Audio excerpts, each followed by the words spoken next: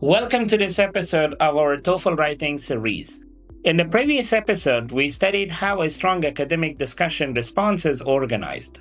We learned how to write a clear response, how to develop our ideas, how to connect to the discussion, and how a complete response is built.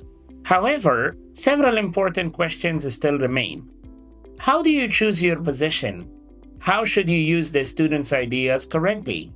How can you add your own contribution naturally? And how does TOEFL score this task? These questions are important because they directly affect the quality of your response and your final score. In this episode, we'll answer all these questions. Let's begin with the first question. How do you choose your position? Many students think they must agree with the strongest student. This is not true. TOEFL does not care whether you agree or disagree. TOEFL cares about how well you explain your ideas. For this reason, you should choose the position that is easiest for you to support.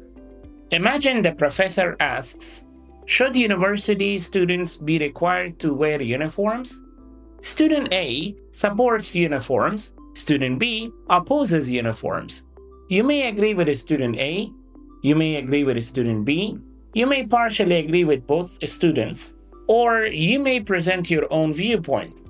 All of these positions can receive a high score. For example, I agree with student B because students should have the freedom to choose their clothing. This is acceptable. Another example, although student A makes a good point about discipline, I believe uniforms are unnecessary because university students are adults. This is also acceptable. The key point is simple.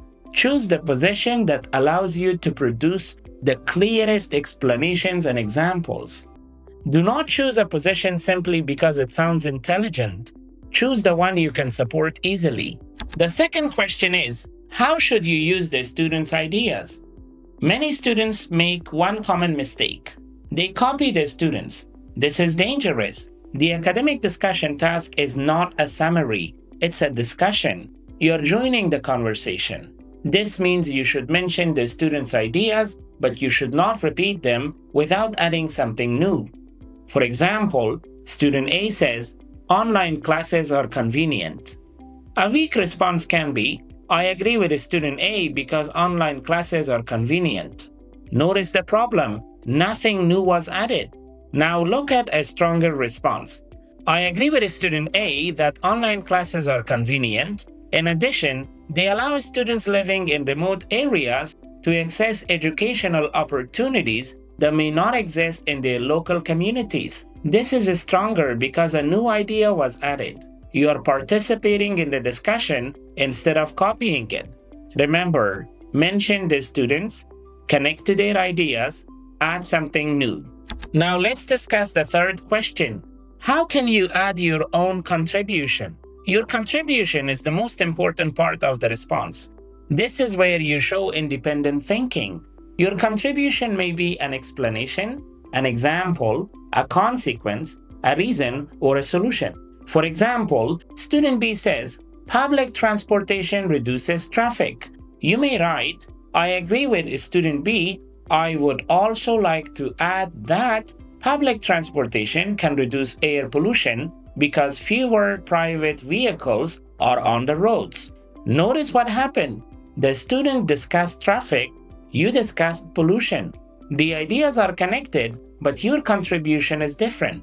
Another example, student A says, technology helps students learn faster. You may write, I agree with student A. Furthermore, educational applications can provide immediate feedback, which helps the students identify and correct mistakes more efficiently. Again, a new contribution appears. The highest scoring responses usually contain original ideas developed by the writer. They do not simply repeat the discussion.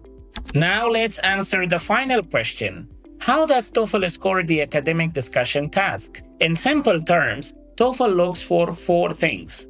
Number 1, task completion. Did you answer the professor's question?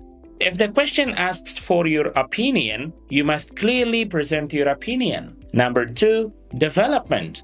Did you explain your ideas? Strong responses contain explanations, details, and examples. Weak responses contain only opinions. For example, a weak version, I agree with student A because he is right. A strong version, I agree with student A because reducing homework allows students to focus more carefully on important assignments instead of rushing through large amounts of work. Number 3, discussion connection. Did you connect your response to the discussion? The task includes a professor and 2 students for a reason. TOEFL expects you to engage with the discussion. Number 4, language use. TOEFL evaluates grammar, vocabulary, sentence variety, clarity, and overall communication. However, there is something very important students must remember. TOEFL does not expect perfect English. Even strong responses may contain small grammar mistakes. What matters most is whether your ideas are communicated clearly and effectively. Strong communication is more important than perfection. Another important point is this: you should not depend completely on memorized templates or formulaic language. High-scoring responses usually sound natural, flexible, and connected to the discussion. Strong responses sound like real students participating in an academic discussion.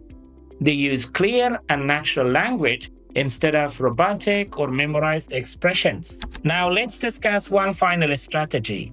The writing section is timed. For this reason, students should not spend too much time on only one sentence or one idea.